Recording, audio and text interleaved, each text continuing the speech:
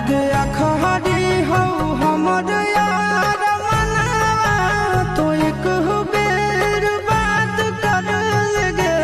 आगे सुनाया रवा हो भरती पटनवा में आके मुलाकात कर लगे आगे सुनाया रवा हो भरती पटनवा में आके मुलाकात कर लगे आगे चली जाइबौ छोड़ी के दुनिया विदाई अपने हाथ कर लगे आगे सुनाया रवा हो भर